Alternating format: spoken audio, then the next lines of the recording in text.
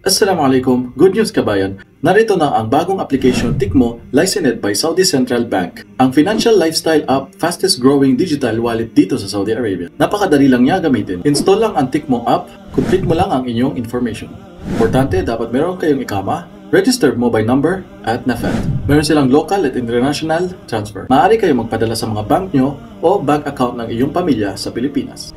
Cash pick up anywhere tulad ng Cebuana Immobilier, Palawan, LBC, Villarica at China Bank, Bank of Commerce at marami pang iba. Ito pa, pwede ka na magpadala sa mga wallet sa Pilipinas tulad ng GCash, Maya, Coins at GrabPay. Magandang pera sa Tikmo app, simple lang, local bank transfer, cards details at Apple Pay. Paano mag-add ng beneficiary? Napakasimple at madali lang. Add full details ng bank account, add full details name for cash pickup, add full details ng wallet account, may marireceive kayong OTP at call for information. Meron SMS na matatanggap ang iyong beneficiary once na magpadala.